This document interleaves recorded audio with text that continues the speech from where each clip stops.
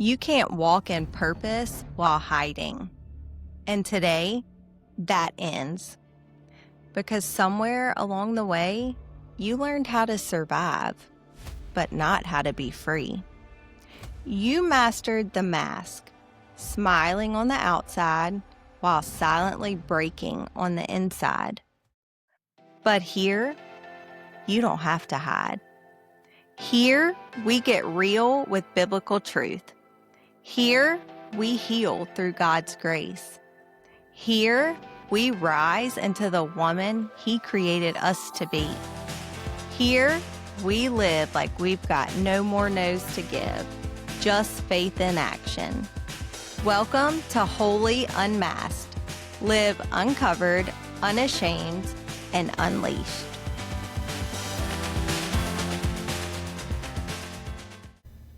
Hey friends, welcome back to Wholly Unmasked. Y'all have stuck it out with me and survived 10 episodes so far. We have today and one more episode to complete the very first season of Wholly Unmasked. So friends, today is a really fun day because it's not lost on me that it is a real possibility for people to get tired of hearing just me talk. So today, I'm bringing in my very first guest. And honestly, I could not think of a better person to kick off my first interview with. Think of this as a little live test run, an experiment in a lab, except she's definitely the prettiest little lab animal you will ever see. Around here, we talk a lot about masks, wilderness seasons, and storms. But today, you don't get to just hear teaching. You get to hear what it actually looked like in someone's real life other than my own. Because sometimes the most powerful thing that we can hear isn't another sermon, it's a testimony. Scripture tells us in Revelations that we overcome by the blood of the Lamb and the word of our testimony. And I believe somebody listening today needs to hear this story. Maybe you're currently wearing a mask. Maybe you're in a wilderness season. Maybe you're facing something and know that you need to relocate your faith.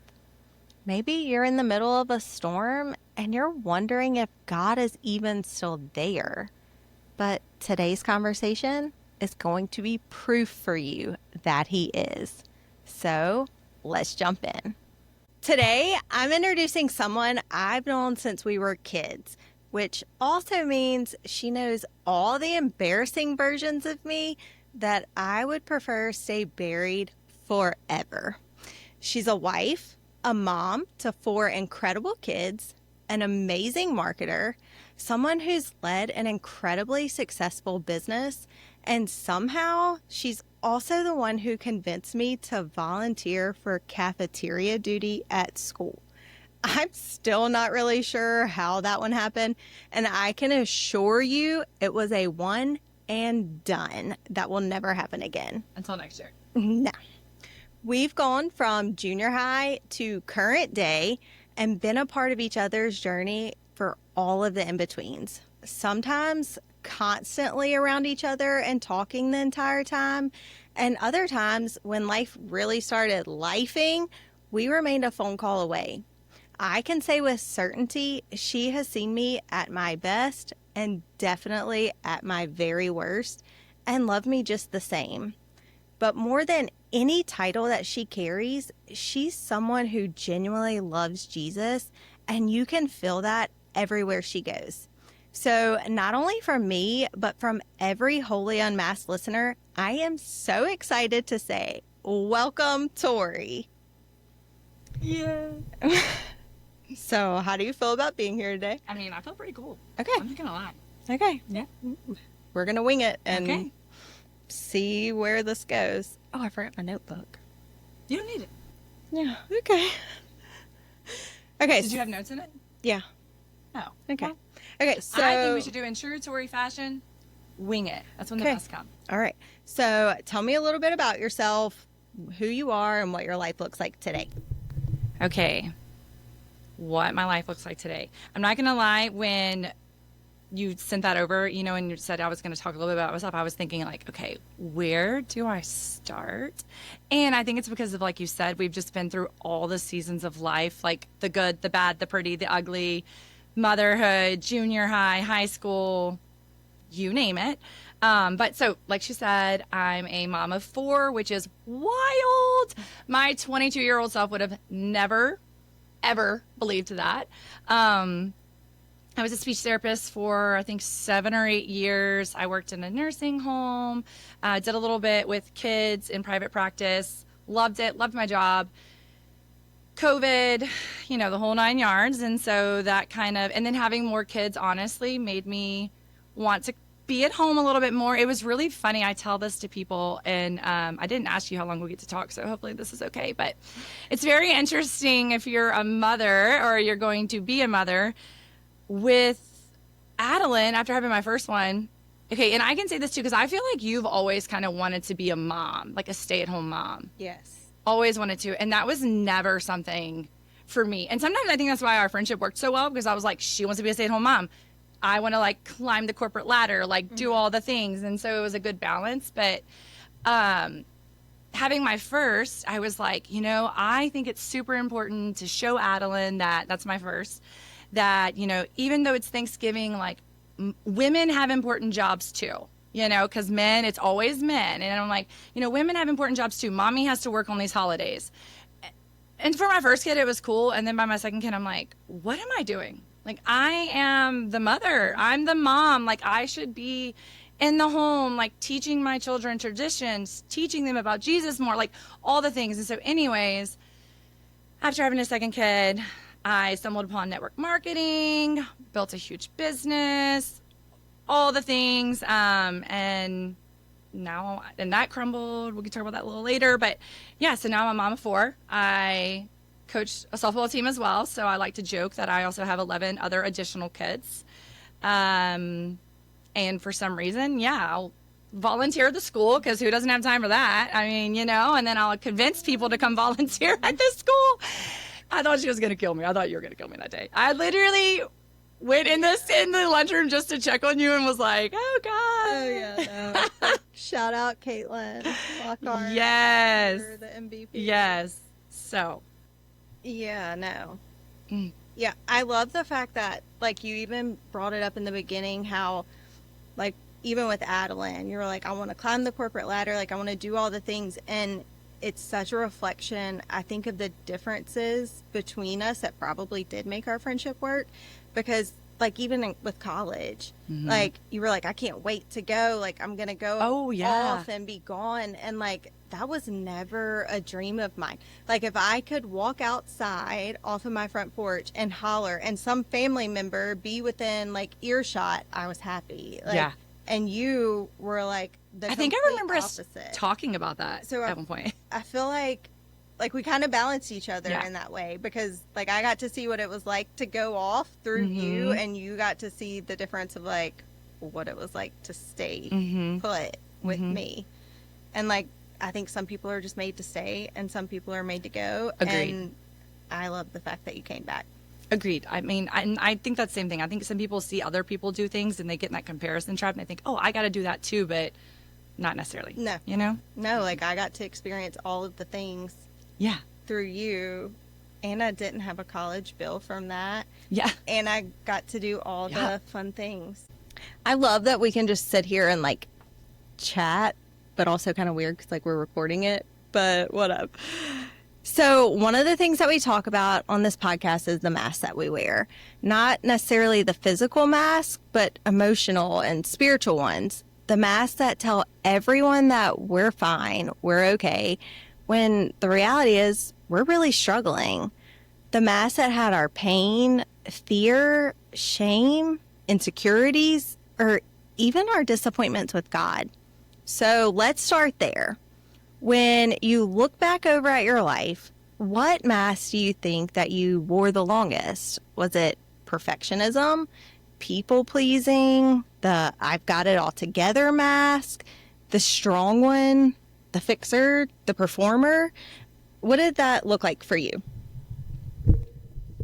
I'm kind of laughing because I feel like if someone else was to answer, it would probably be like, oh, the I've got it all together mask, because the amount of times people have said, how do you keep it all together? And I'm like, oh, I do not have it all together. So maybe it just looks like that from the outside, but it's probably because I'm always just gotta keep going. But, and it's so hard to, I'm like, okay, which one have I worn the longest?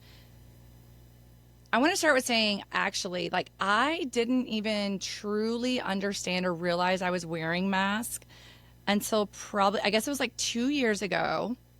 So when I first started network marketing is when I really started the personal development, the mindset, like truly just trying to really dig into the mental side of things, because my faith had already grown so much. Because right before I went to get my master's is when I really just had some things happen in life, hit rock bottom, and was like, and opened my Bible and was like, if this can't save me, nothing can. That was, you know? what, right about the time like you moved home and started. That is when I moved home. Yeah, and started coming up on it. And so it was, I mean, it's a super cool moment to look back at. And I'm like, thank you, Jesus, for letting that be like the thing that I was like, this, if this can't save me, no, nothing can, you know? And even then I'm sure wearing masks, but like just didn't even realize it, because when I tell people that, they're like, wait, you had a moment of rock bottom? Right. Like, I don't ever remember that. And I'm like, yeah, I did. And so, and then I also think of, so started doing personal development, digging into the mental side of things, because mental health, you know, issues running my family, so like mental health be important. I, in my network marketing business, had hit this really, really high goal. Like it's called Superstar. So people who are listening, they might know, or they might remember seeing it on my social media. And it is like the thing to hit. And I hit it and felt, I don't want to say I felt nothing, but it was more like, I remember my first thoughts were, okay, well, what now? And that's terrible. Yeah, like there had to be something. Yes. I'm like, so in that moment too, I knew, I'm like, okay, I need to start like maybe diving into this performance seeking. You know, I think I've always worn that mask too, though, of like, I've got to perform, like I've got to do good, which also leads into the people pleasing. You know, it's like, I got to perform, I got to achieve, because that's what makes people happy. That's what ties my worth. Well, and almost grown up in sports too, though. Tournament ball was not what tournament ball is today. Oh, yeah, no. I was completely content with playing rec ball, and you always played like for as long as I can remember, you played tournament ball. And I remember Shelly asking me if I wanted to play for her, and I was like, oh, I like my week. Like, I like going and hang out with my friends and doing whatever. And yours was always ball. But I think a lot of that ball instilled that in you to some extent.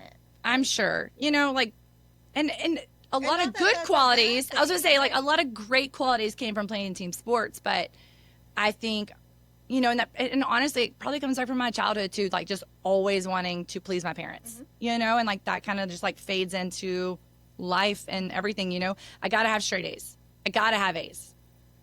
What if you don't? Yeah, right. What if you don't? You know?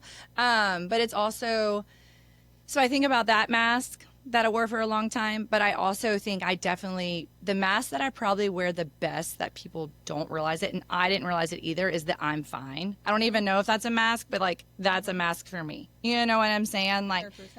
I feel like probably about a couple years ago, I tried to start being a lot more vulnerable and real on social media, because social media gets its rap. Some people think it's terrible.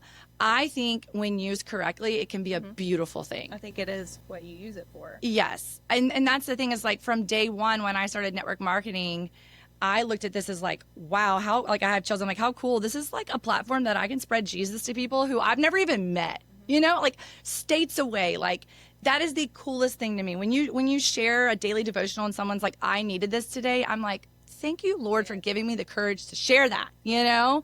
And so I think social media can be very beautiful. And so about a couple of years ago, I try to be, it's like I go back and forth. I always am real, raw, and honest. People know that about me. But I think for so long, I had always how do I say it? Like, always wanted to still show up in the hard, because I wanted to show people, hey, like, even when you were going through your worst, you can still like pull the positive, or like find a positive. Or I thought if somebody saw, I remember when we had that chemical pregnancy and I just wanted to like disappear for 3 days. And I thought, no, I'm still going to show up for people, because I want people to, like, I hope people can look at that and say, okay, if she can do it, I can do it too.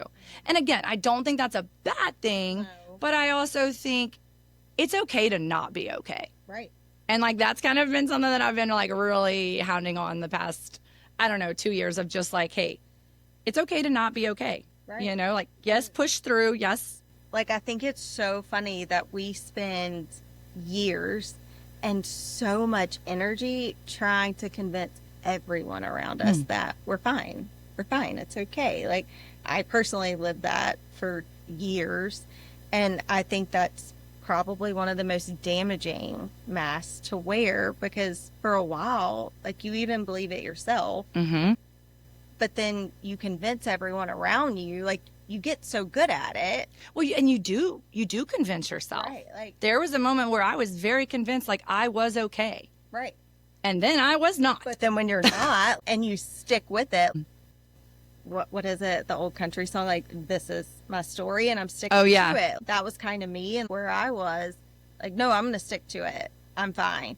Well, then when you're not, and when you show that you're not, the people around you are like, kind of shell shocked. Like, Oh, yeah, definitely. what do you mean you're not fine? Like, I still remember the first time I shared on social media not being fine. The comments that I got, or like messages, they were like, I had no idea you ever dealt with this. I had no idea you've ever even experienced this. And I'm like, oh, right. please, if you only knew. Right. Well, and that's the thing. People are like, hey, how are you? And you're like, oh, in reality, like, you're crumbling inside. But when they ask you, you're like, oh, I don't know, like an actress in Hollywood. Oh, yeah. Oscar-worthy performances, until you're not. And then it's almost scary for the people. I know for my people it was, to be like, what do you mean? And, you know, I think you hit the nail on the head when you say like the performance, because I actually thought about that before I came here and I prayed about it. I was like, Lord, please do not let me put on my performance winning attitude. And it's not that I like put on this performance winning attitude. It's just, I know when I'm getting the chance to speak in front of someone or speak to someone, I can't help it. I naturally push down all the bad. And I'm just I want to be as uplifting as I can, and, you know, as positive as I can. And it reminds me a lot of, I will never forget when I was pregnant with Caroline and I just was not fine. You know, I just was not fine. And I knew I wasn't fine because when I was alone, I was not fine. In front of people, I was okay. When I was alone, I was not fine. And I remember sending a Facebook message to my OBGYN, and I just sent her a novel. And I knew, like, I mean, she can't do it. It's Facebook. This is social. She's not allowed to. Like, this is not my chart. But, and she even said that back. She was like, okay, you know, thank you for sharing all this, but this is a social media platform. Like, we need, and I literally told her back, I said, I know, I just needed to get this all to you right now, because the minute I walk into your office, Then I'm going to be fine. I'm fine. And then I'm not. Yeah. You know, and so I don't know. I've always talked about that a lot too, of like, you know, it's okay to not be okay, but like, we have to recognize that when we're in those moments alone, if we're not okay, we need to talk to someone, tell You have someone. to reach out for help. Like, Yeah. it's okay to not be okay. What's not okay is to sit in that. Yeah. And do nothing Yes. about it, not reach out to anyone for help, or dig into your faith, get into church, find that community, reach out to a doctor, reach out to your mom or a friend. Yeah. Anybody. It's okay to not be okay. It's not okay to not do anything about it. Yes. Yes. Okay, so confession time. I've been secretly building something for weeks now. I created a mask quiz, and because you're such a good friend, I basically used you as my guinea pig. Congratulations for being participant number 1 for the mask quiz. So your results were 62% performance mask, followed up with 23% people pleaser, 15% perfection, and 0% self-protection. Were you thinking, yep, nailed it? Or were you like, girl, who wrote this thing? No, I would definitely say this fits. This is very fitting, especially how, in the other part we kind of talked about performance. Like it does not surprise me that that is my highest worn. I have to give myself a pat on the back for a second because I do believe nowadays in taking time to celebrate yourself, and the people pleasing, like going down. And what was the other one? The low one. Look, I even took pictures of it so I would remember. Perfectionist. Yeah. It's so funny to me. I think like how before kids, that was probably a mask that I wore a lot. And then now, like that's a big one for me to be low on. So I'm kind of proud of myself for a second. I just had to take a moment. Yeah. So, I mean, in reality, I don't think anybody wakes up one day and, hey, I'm going to throw this mask on and this fits perfectly, so I'm going to wear it out. They start because something happened to cause us to feel it necessary to pick up that mask and put on. So for yours, like, do you think, or like, what would you say sparked the initial on some of those to pick up that mask to begin with? Well, I think too, I agree with you. I think a lot of times we're blindly wearing these masks. We don't even realize it, Honestly, I realize when, like the perfectionist mask, I realized I had a problem with being a perfectionist when I started my network marketing business because I found myself not wanting to put myself out there in fear of looking silly, in fear of rejection, in fear of what if I fail? What if this is, and I'm like, wow, I did not even realize how much of a perfectionist I really was, and that kind of helped me get rid of that one. The people pleasing, I think a lot of us wear this mask and we don't even realize it until you're exhausted, you're burnt out, and you're like asking yourself, why am I so tired? Why do I have so much on my plate? Sister, you got so much on your plate because you keep putting it on there. Okay? Now listen, I paid money and had a coach and took a course, but I'm going to give some free advice. You don't have to say yes. Like it took me forever. I still, and I'm not going to say it on this podcast, but I still remember the big moment, the first time I said no to someone. And now, did I have a mini panic attack, maybe anxiety attack? Kind of. But then after the fact, I'm like, I'm so proud of myself that I said no. And here's the thing. A few hours later, I felt so good. Like, did I initially feel bad for saying no? Absolutely. Why? Because I'm a people pleaser. I want everyone to be happy. I don't want to step on anyone's toes. But at the same time, to what expense? Own expense. Exactly. Is what it. Exactly. For me, at least, I could be drowning in whatever I'm handling, and somebody asks for something, I'd be like, yeah, no problem. I can totally handle that. When in the reality of it is, I can't easily handle that, but I'm not going to tell you that because then I'll disappoint you and I'll let you down. And I would rather just be drowning myself than put something off on you if you were comfortable enough to come to me to ask for help. But what I realized from that is I'm doing it when I give my yes, I was giving it with all the wrong intentions. And when I felt just weighted down and negative, I didn't feel good about XYZ, whatever I did for you. I was aggravated with you and you didn't even know it. I'm like, I'm tired. I'm frustrated. Like, do you not see everything I have going on? But when people ask you and you say yes so willingly, what else are they supposed to think? And I think when you wear the people pleasing mask, I'm going to just say this. I'm going to be honest. You also, because I've been here in this moment, had all the things going on. Someone does recognize you have all the things going on and they don't ask you and you're like, what? Yeah. You couldn't ask me? I'm not good enough. I'm not good enough? And Like, what is wrong with our brains? And listen, I have to backtrack on this too, because, we say that, at what expense, at our own expense, we say yes and now we're tired and all stuff. But really, something that I learned a couple years ago, it's not just me that suffers. Mm-hmm. My husband suffers and my kids suffer. Even, this is what's so crazy, and I tried explaining this one time to someone. Even if it's your child who is saying, can we do this, and this?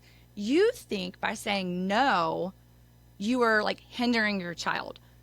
But at the same time, if you say yes, you are now going to go do all these things. You are going to be exhausted. You are going to be on edge. So then ask yourself, that night, when you lay your child down, what version does your child get of you? I'll tell you, you're tired, exhausted, annoyed one, versus your, yes, did you upset your kid because you said no? Sure.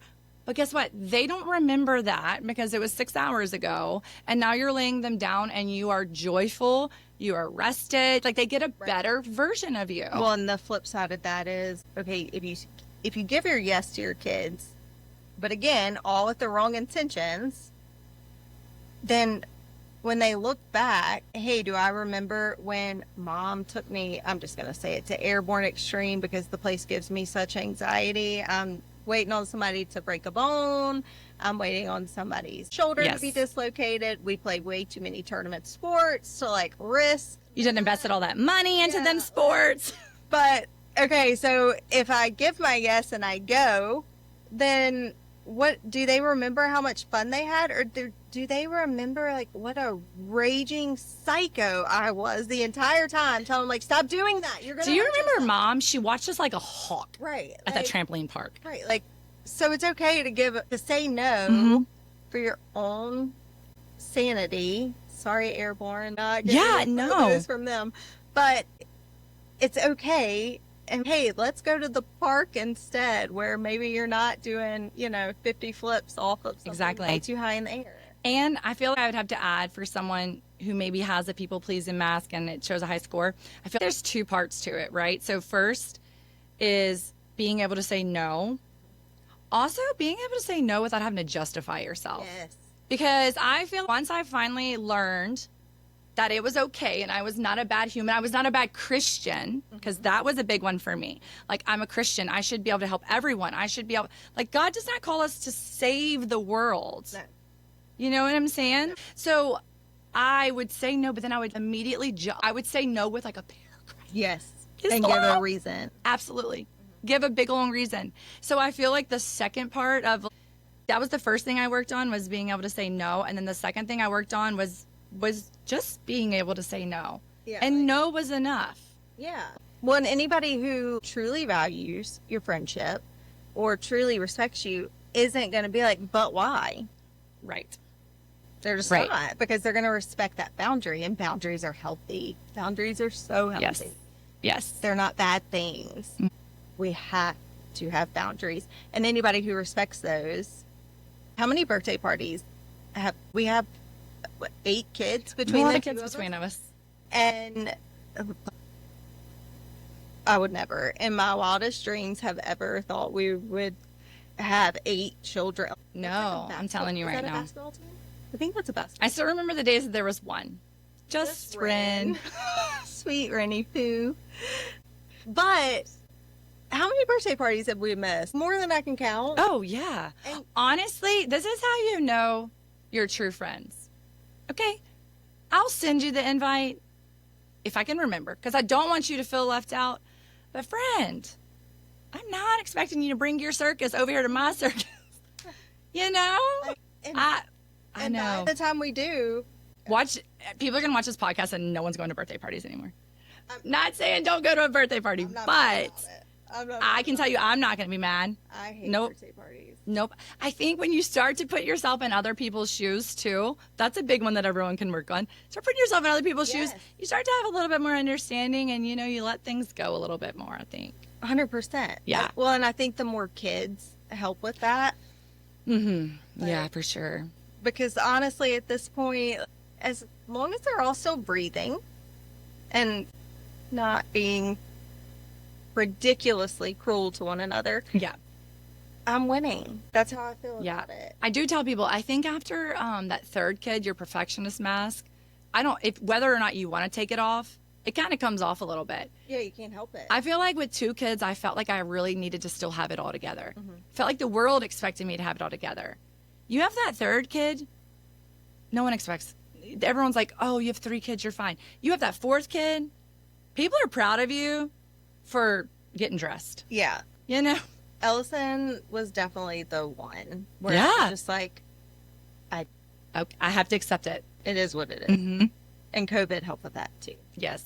I mean, So, for all the different masks that you've worn, like just from start to finish, ultimately, what would you say the cost of wearing those masks were for you? Well, that's sad. The first immediately things that pop into my head is opportunities, happiness.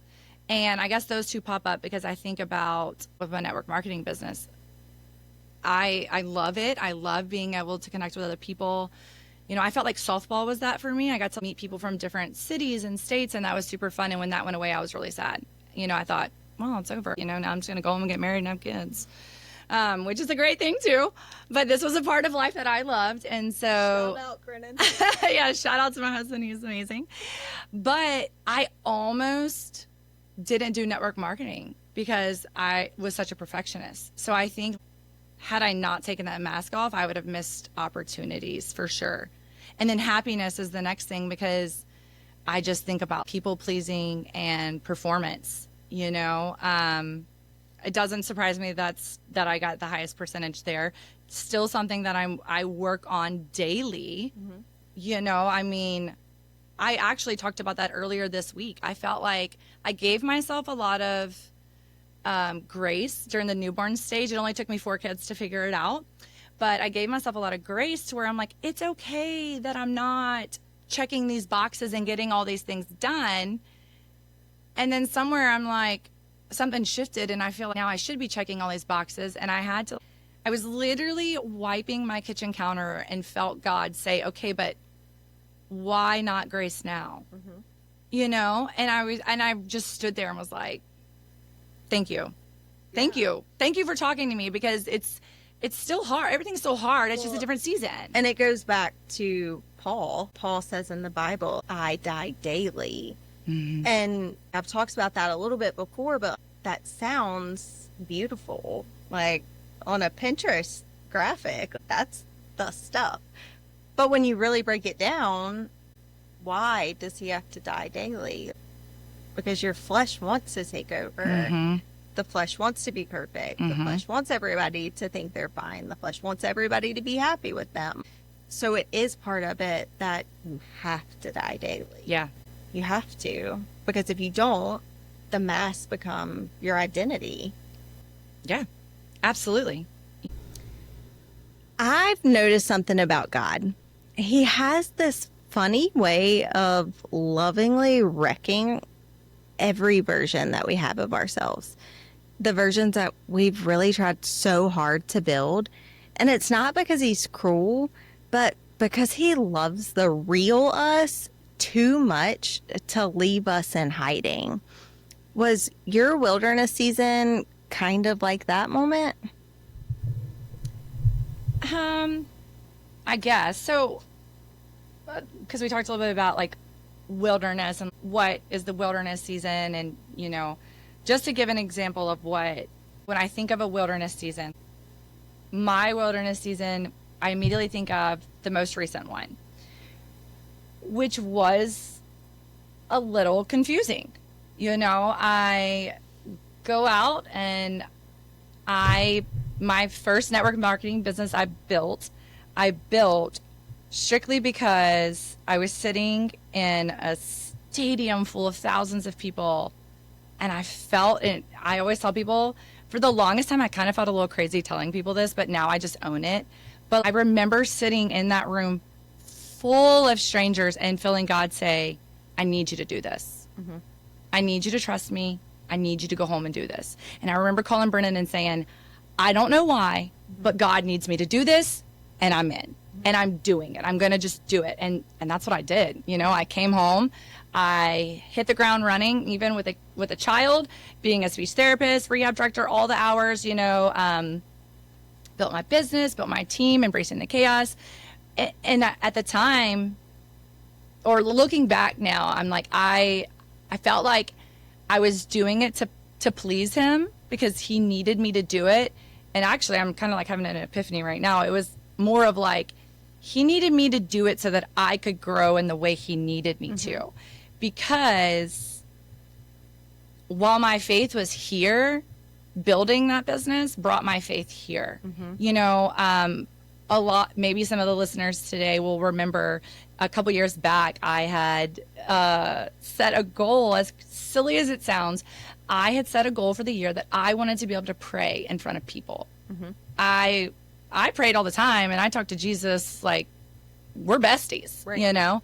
But I just admired people who could pray over people. I'm like, what a gift to be able to do that.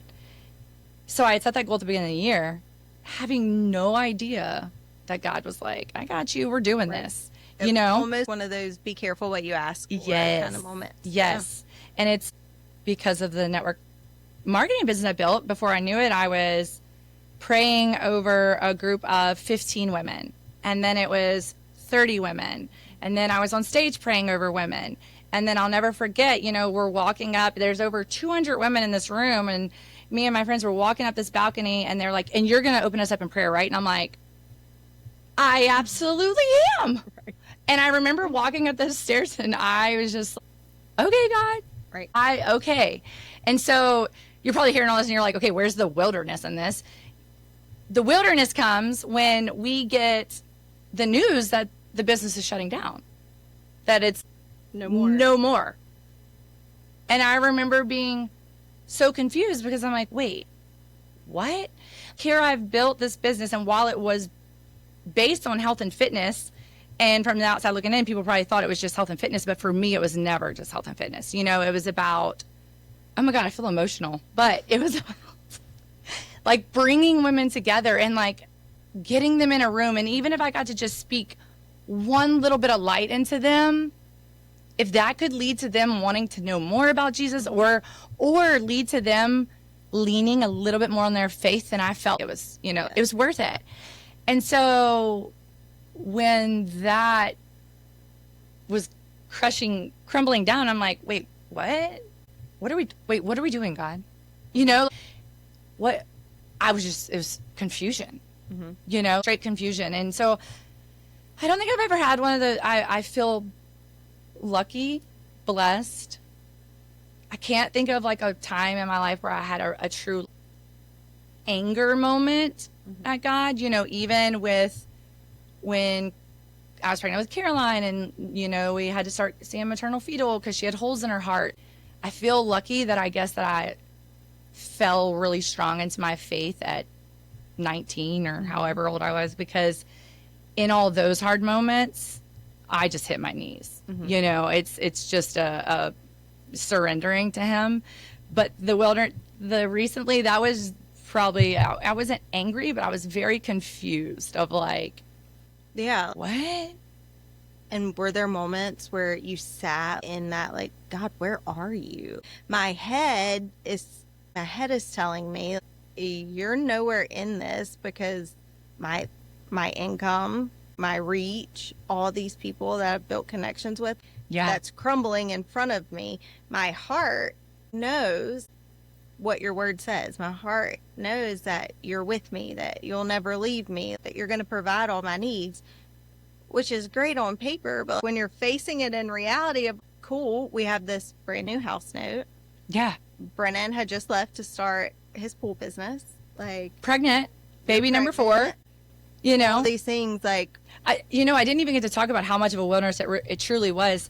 That September is when my grandmother passed away, almost Shirley. And then October, it was like August, pregnant with baby number 4. September, we lose my grandmother. October, the business is going to be in it. They give us a warning, you know, we'll get paid through December. Thank you for allowing us to get paid through Christmas.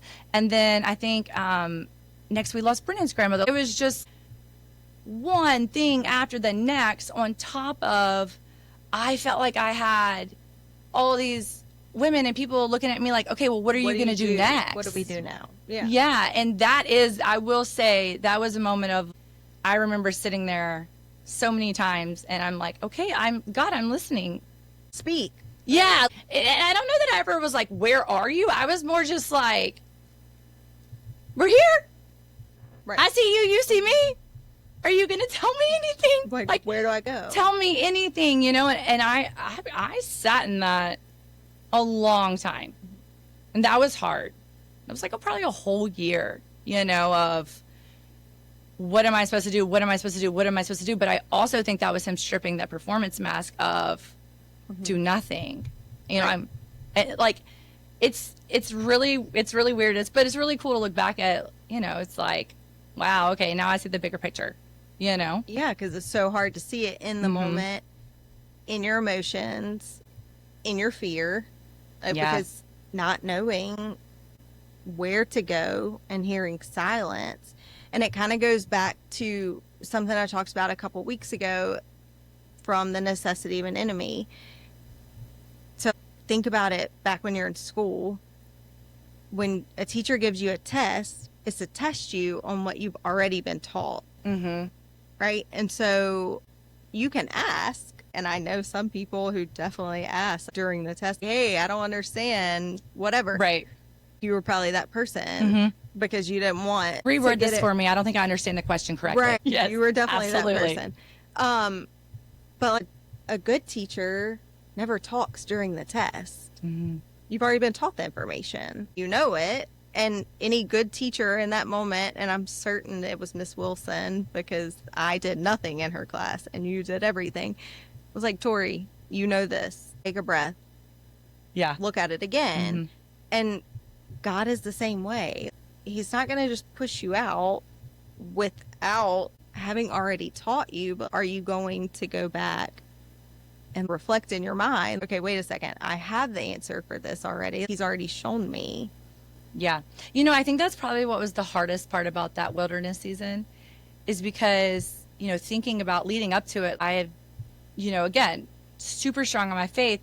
And on top of that, had done a lot of mental work, really good at flipping the script, all the things. And it was in that season, though, it was hard to flip. It wasn't that it was hard to flip the script. I think I just felt like, okay, you will hear me say it all the time. I'm like, any path that I've walked, I always say, I'm like, okay, I don't know why God needs me to walk through this, but he does. So I'm going to walk it and I'm going to be there for that person who has to walk it behind me, you know, or I'm like, I don't know why God needs me to walk this path. Maybe it's to show another woman that she can too. So I'm going to walk it. And it's like, I knew all those things, you know, I knew, I just in that moment, it's all the work I had done mentally and faithfully. It was just like panic mode. Yeah. Which rightfully so. You know, your income is gone. You got 4 kids. You got a lot going on. I was like, I am not going back to a 9-to-5. I cannot do that. You know, I got 4 kids. Right. You know, no, not possible. No. I think that that's so important for people to hear today is that just because your faith is strong doesn't mean that you don't struggle still. Yes. Doesn't mean that there's not still uncertainty. He tells us that we will face problems. We will face trouble, but that he will be with us. And I just think it's so important for people to hear today that strong faith doesn't mean never questioning. It doesn't mean never struggling. It doesn't mean no wilderness seasons. We're all going to face them. No, I think that's so important, and because I think people need to hear it again, I'm going to say it again because that was a big one for me, and I talked about it a lot last year. I do remember the season of my life where I thought I shouldn't be struggling. I do personal development. I read my Bible every day. I go to church every Sunday. I worship daily. I talk to Jesus on the reg. I journal. I do all the check boxes. Why am I struggling? Why am I struggling mentally? This doesn't make sense. Am I a bad Christian? Right. You know, and what's crazy is, the craziest part I think is that I felt like, and listen, I mean, it was crazy talk, so I'm just going to say it because maybe someone else is thinking it. I almost felt like if I needed to seek a therapist or a doctor or medication, I was a weak Christian. Mm-hmm. I was a weak Christian because God should be enough. Mm-hmm.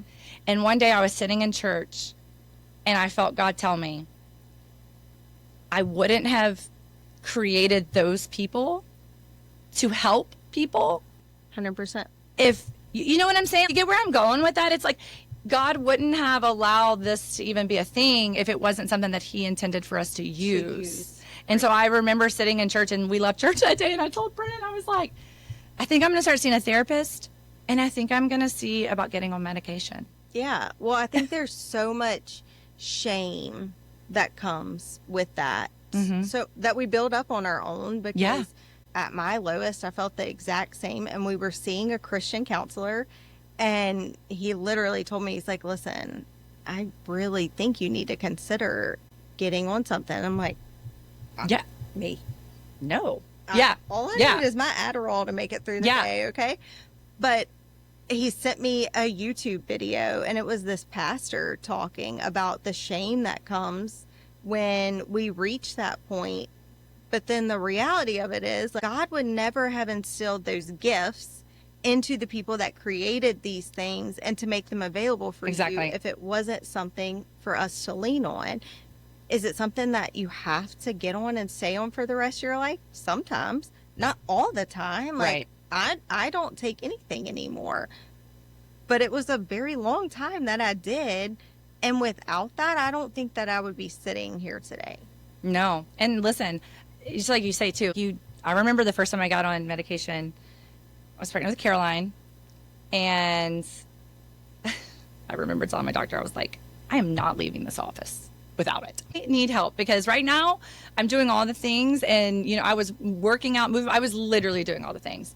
But what was interesting is I was on it for a whole year, and then I started to notice that I was not taking it daily. And so I remember telling BreAnn, I walked out of church one Sunday and I was like, I feel like God tells me, he's telling me I'm okay. I don't need it. And so I got off of it just like that.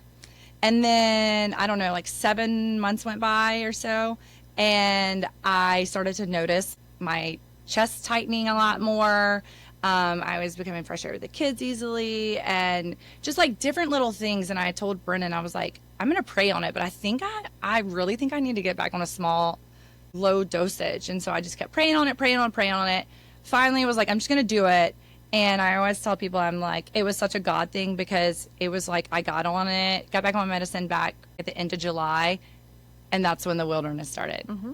August, pregnant, September, lost it. Like, it was just, wow, okay. Well, and it's also so key that mm-hmm. because you are so far along in your faith, okay, I need to listen. I hear God telling me this because there's so many times, I know personally for me, that God has spoken to me, and looking back now, I'm like, clear as it was. Short of like a billboard flashing sign, right. What else did I want him to do? But because I wasn't looking for that, mm-hmm. I missed so much. How much do we miss of God's provision for our lives and mm-hmm. for us, because we're so focused on everything else around us? Yeah. Other than him. And I think you and I talked about this and laugh, but about how there's so many distractions in our world today.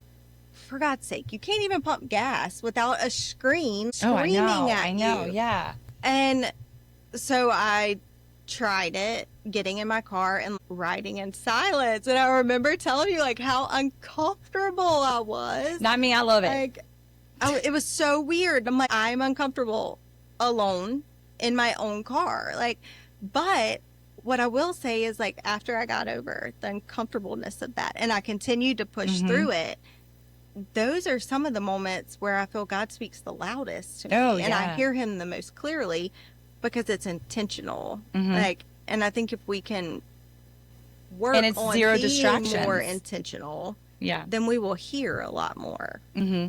I think so too. I do. I think it's the distractions a lot of times too. And, you know I still remember that. It was uncomfortable for you being in the silence. And then it's uncomfortable because you're in your own thoughts. Yes. That's what's really the most uncomfortable. uncomfortable. Yeah. Then you're in your own thoughts. And then you go through the like, wait, was this God or was this me? You know, yeah. Like, you're like, what is what? You know? And so it's that deciphering. So One of my favorite things about hearing testimonies is seeing God's faithfulness in hindsight.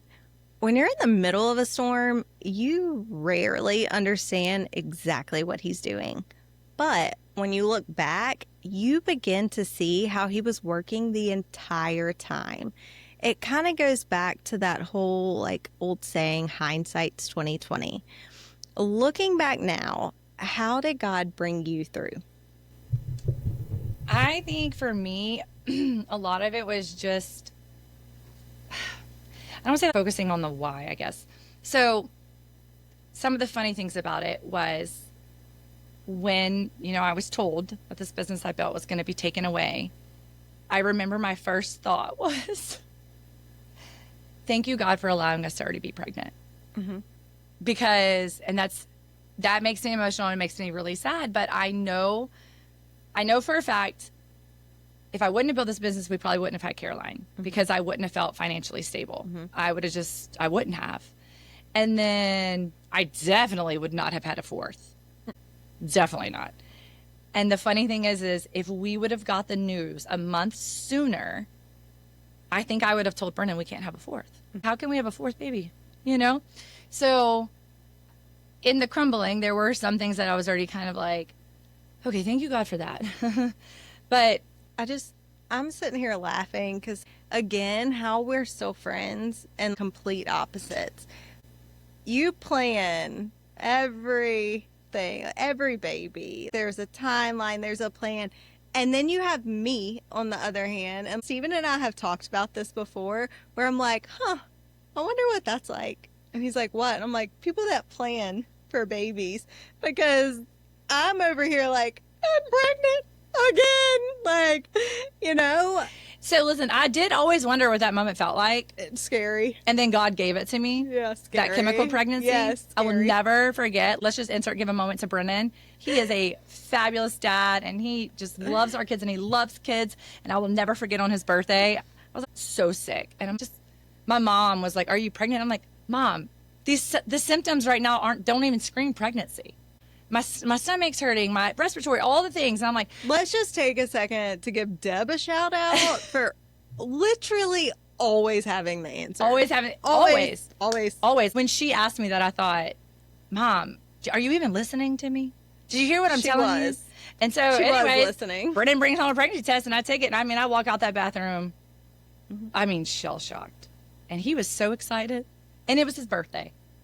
So I had to be excited. Yeah. It was just a lot, it was a lot.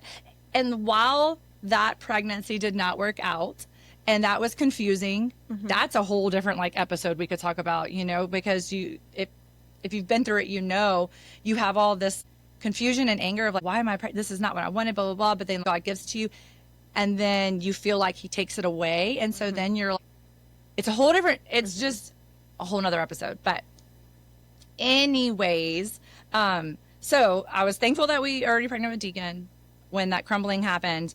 And then something that I had to really sit on through all of it was I just had to keep reminding myself that it was a blessing because God knows me. He knows I'm a performer. He knows I've got a little bit of perfectionist in me. He knows resting is not my forte. And I got to really, really enjoy Deacon. I got to lay in my recliner with him on my chest and not stress about a thing. And it's so different. I know everybody said with the last baby, but I think honestly, because by the time you get to the fourth one, you're just tired. You're just tired. But it's the same for me with Ellison. I've soaked in so many more moments with Ellison than I did, say, Ainsley or Judd Michael, because I guess they just got the short end of the straw being in the middle of the pack.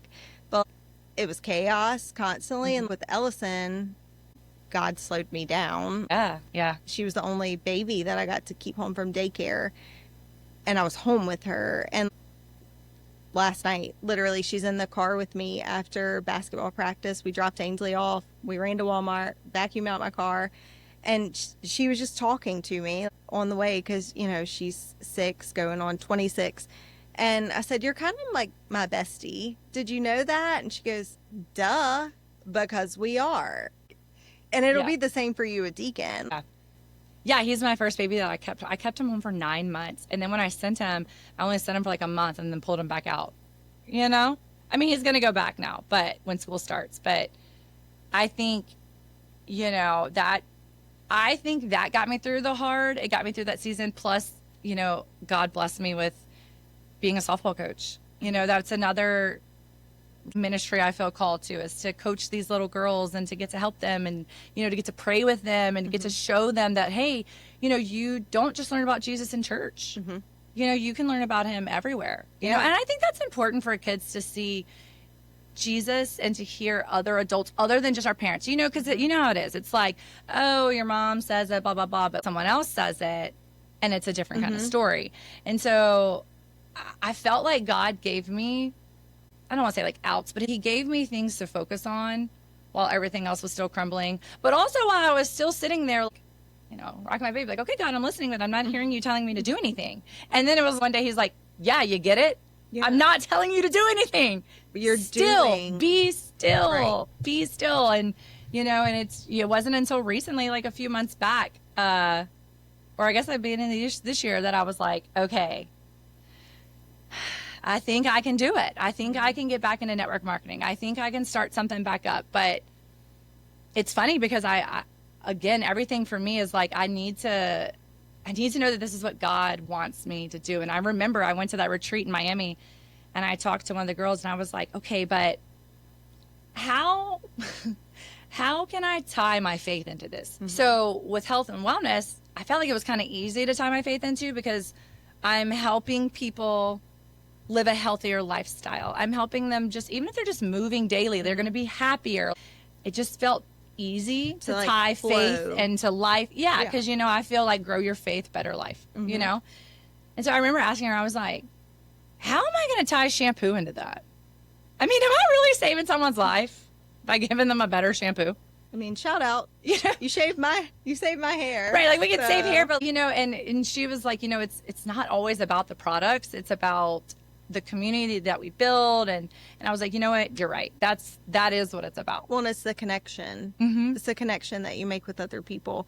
And just like you said with the kids, being able to see, you don't just get to know Jesus or learn about Jesus in church. Yeah. That should go outside of the walls. That's the whole point of the church. It's literally the whole foundation that Jesus built the church around was like, okay, in these 4 walls, you're going to learn. But then it's up to you to go outside of these 4 walls and become disciples and make disciples from other people. You don't do that within the church. Right. And I think even with that, like, I just think of that and I think of like that narrow lane you're looking through. I think it's important that we don't stay in a narrow lane. I will be honest and say that I was in a narrow lane. I felt like that was the ministry God called me to. I was there to help women and I was very focused on that. And then it's like when he took that away, I was like, okay, wait, what? But then I realized after sitting there, it's like, he doesn't want me to be just here. You know, it was like he advised, hey, I've also called you to do this and I've called you to do this too. And, you know, so I think that definitely helped me through that season of, you know, wondering where he was. But I think sometimes when we feel like we're not hearing him, that is our answer. You know what I mean? Sometimes we're sitting there praying for an answer and, you know, sometimes he gives us, and I told people that before, you know, I actually will say that with BreAnn. I still remember Tuesday night laying in my bed in Lafayette telling God, I am done. When you are ready for me to meet the man you have created for me, I will meet him. I am releasing this to you. It is no longer something that I can carry. I'm like, I remember saying, I know you created someone specifically for me. And when the time is right and when you're ready for me to meet him, I will. And I want you to know that I'm giving it to you now. And I remember going to bed and this weight had lifted off my chest. And then I met BreAnn on Saturday. Mm-hmm. Now, I always tell people, I'm like, I feel like that doesn't work that fast usually. That was wild. You did meet him under an overpass. I did meet him under a bridge. But then there's other times you might ask questions and you hear nothing. Yes. But I think that's part of it. Well, I know for me, I left the sheriff's office. I started this business. It fell apart. I remember that. And I spent so long crying out to God, show me my purpose. What am I supposed to be doing? I remember those days. Yes. Mm-hmm. And I specifically remember telling you, I hear nothing. He's saying nothing to me. And you're like, but he is. I'm like, no, he's not. Wait, I think we need to share with them because it's really funny you're bringing that up. Well, no, I just remember it was like, okay, Tori, look in the freaking mirror. I remember the phone calls we had of you saying,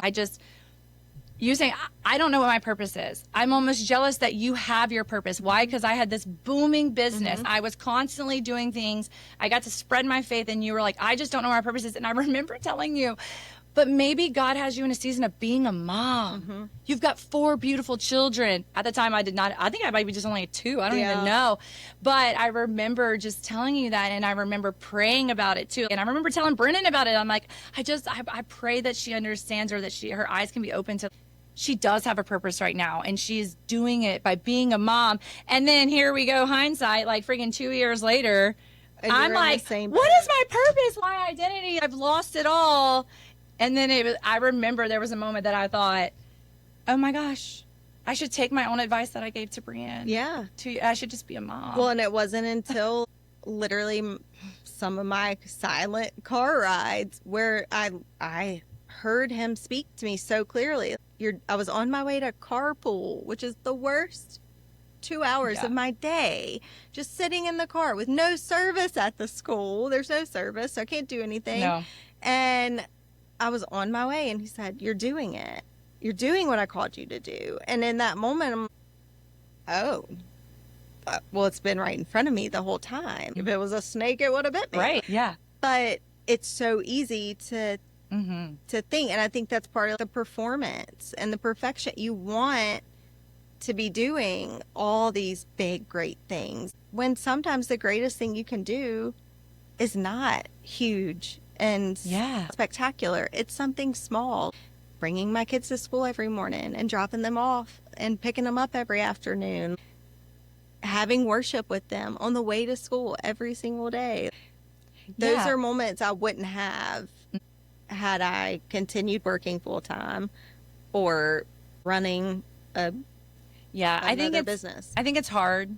So I'm going to say this, and people are probably going to be like, that seems hard. And I will say it took work for me to get here, but also just like anything, the more you practice it, the better you get at it.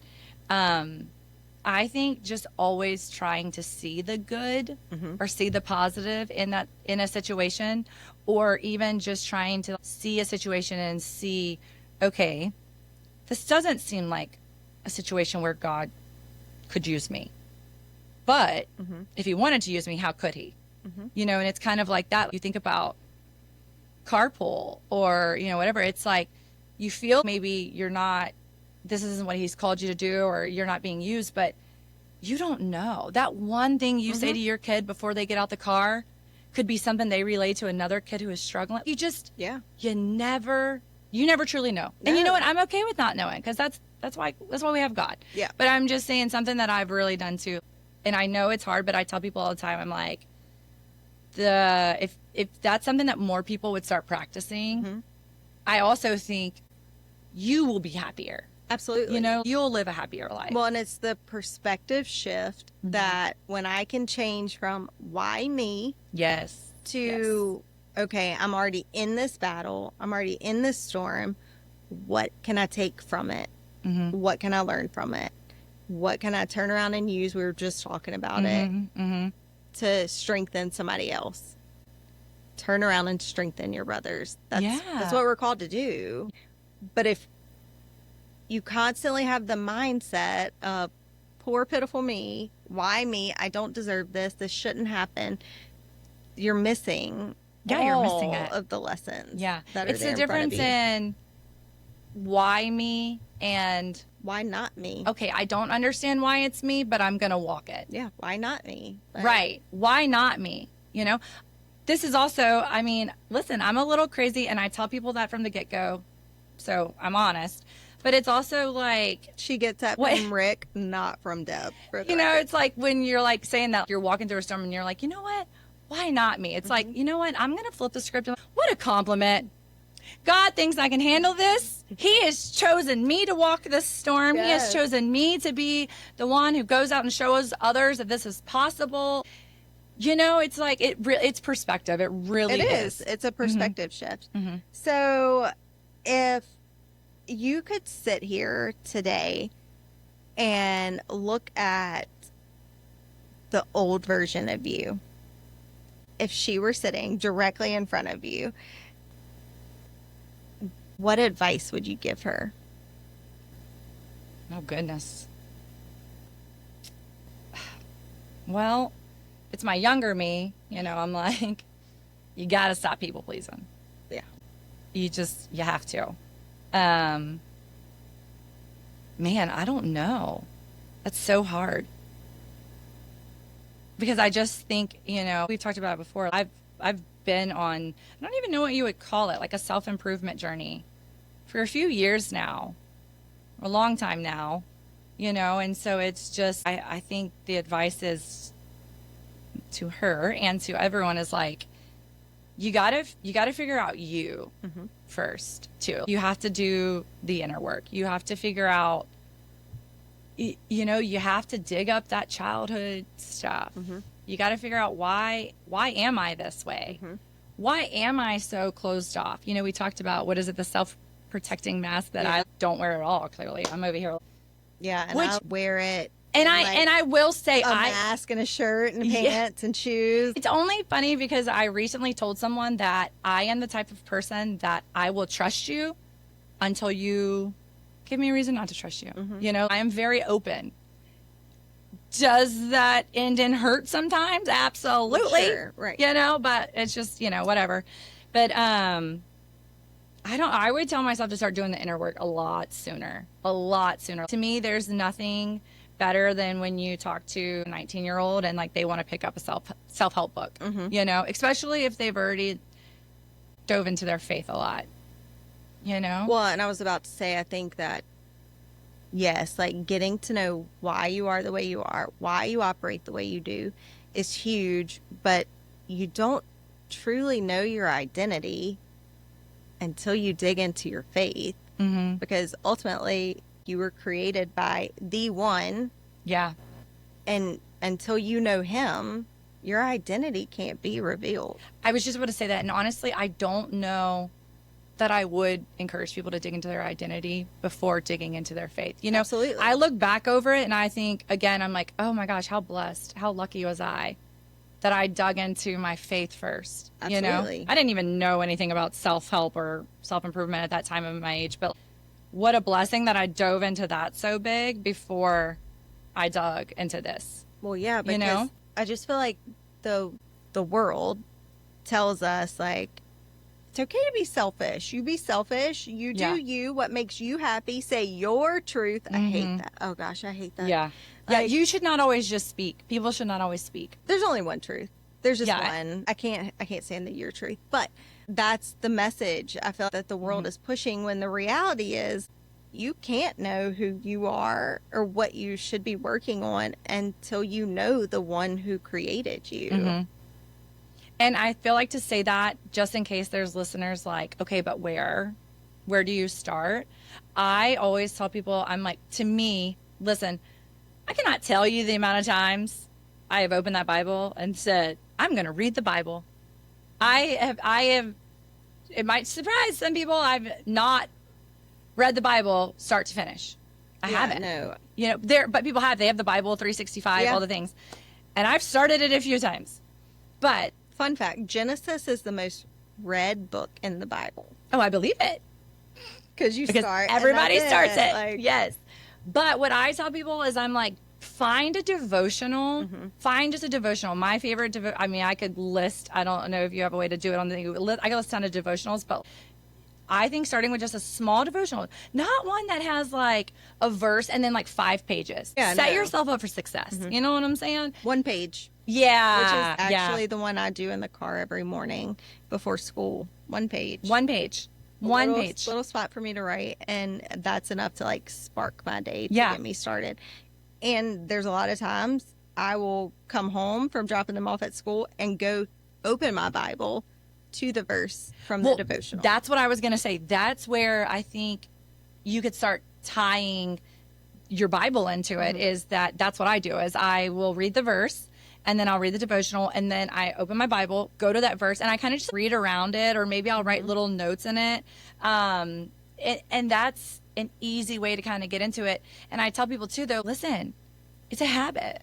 Absolutely. It's a habit you have to create.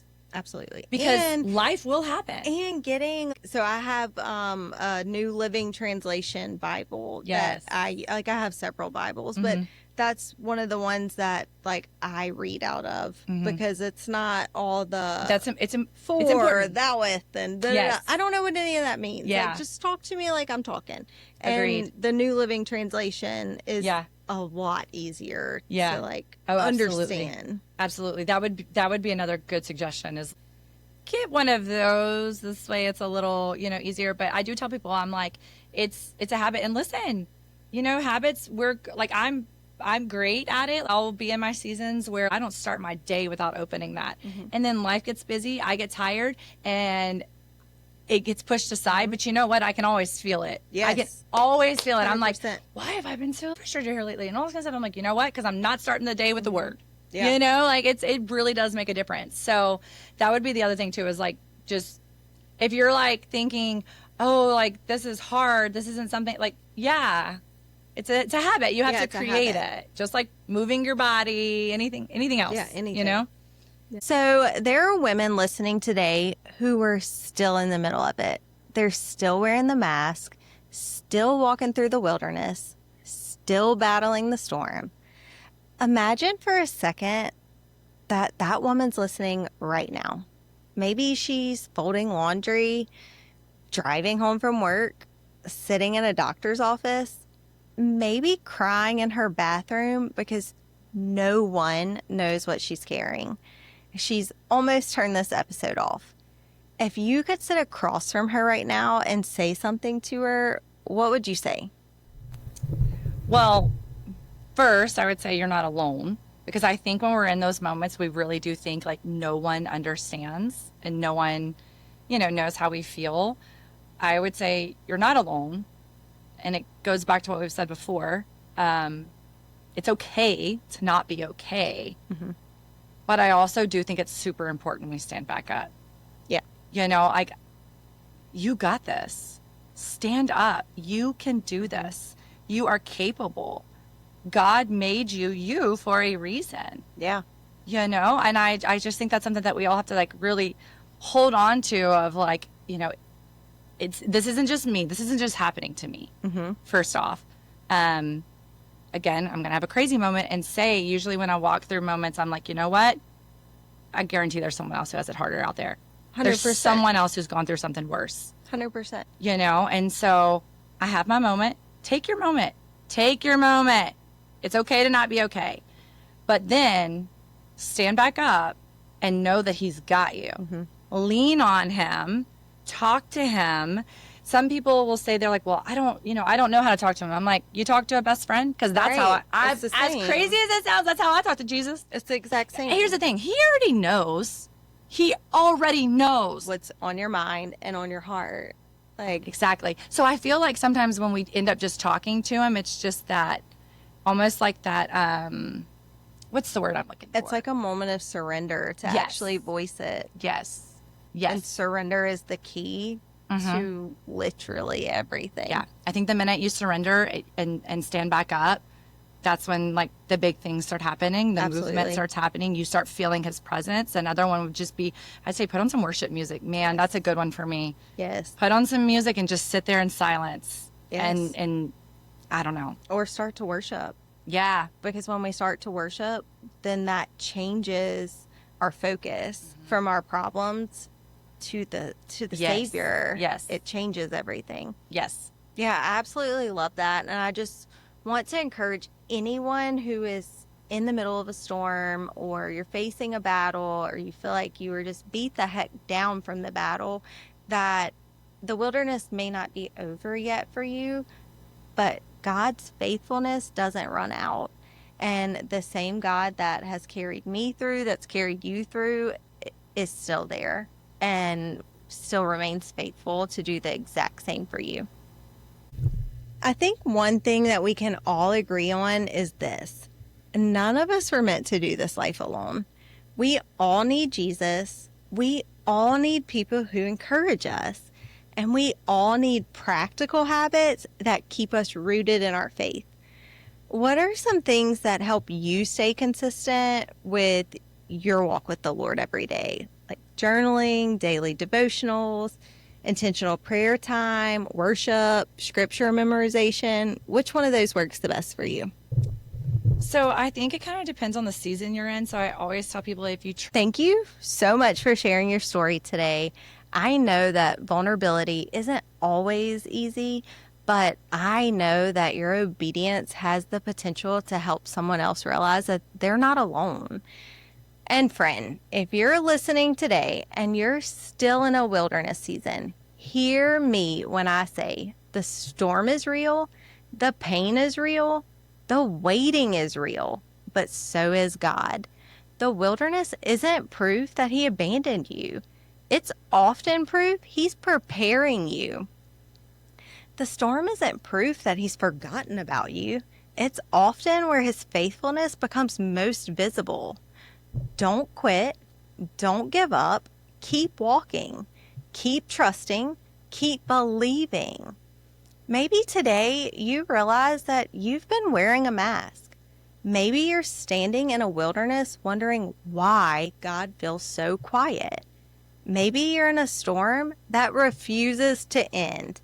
Whatever season you're in, do not mistake God's silence for His absence. Just because you can't see Him moving doesn't mean He stopped working. Sometimes He's doing His deepest work in the places we understand the very least. So don't quit. Keep showing up. Keep praying. Keep trusting. One day you'll look back and realize that the very season that almost broke you became the story God used to help someone else believe again. That's good. And it's so true. Mm-hmm. Thank you so much for coming today. I appreciate it. That's going to be a wrap for today. I appreciate you guys so much. We're going to close out in prayer, and then I will see y'all next week for the final episode of the first season of Wholly Unmasked. Crazy.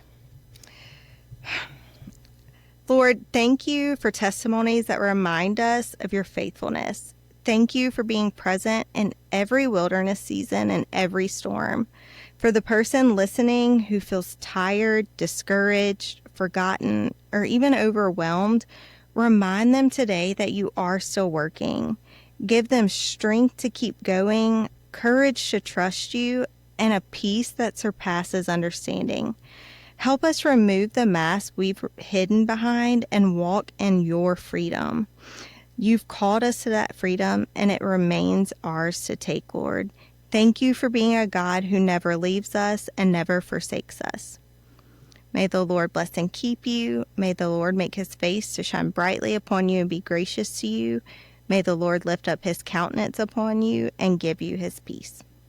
Amen. I feel like I was starting to squeeze your hands. I'm like, A little bit. Hey friends, welcome back to Wholly Unmasked.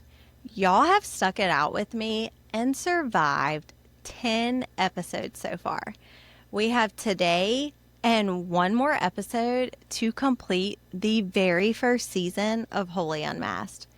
So friends, today is a really fun day because it's not lost on me that it is a real possibility for people to get tired of hearing just me talk.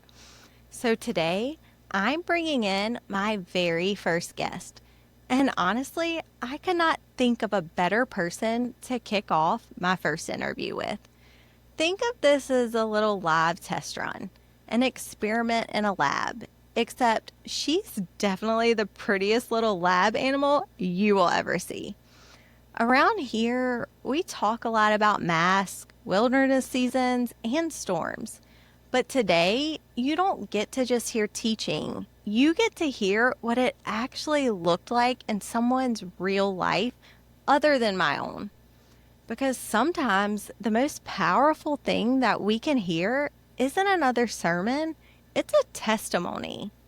Scripture tells us in Revelations that we overcome by the blood of the Lamb and the word of our testimony. And I believe somebody listening today needs to hear this story. Maybe you're currently wearing a mask. Maybe you're in a wilderness season. Maybe you're facing something and know that you need to relocate your faith. Maybe you're in the middle of a storm and you're wondering if God is even still there. But today's conversation is going to be proof for you that He is. So let's jump in. You were never meant to live half seen, half heard, or half you. No more hiding. No more pretending. Drop the mask. Ditch the act. Just truth. Just fire. Be her. Just the woman God created you to be. Uncovered, undeniable, and wholly unmasked. And she has no more no's to give. I'll see y'all next time on Wholly Unmasked.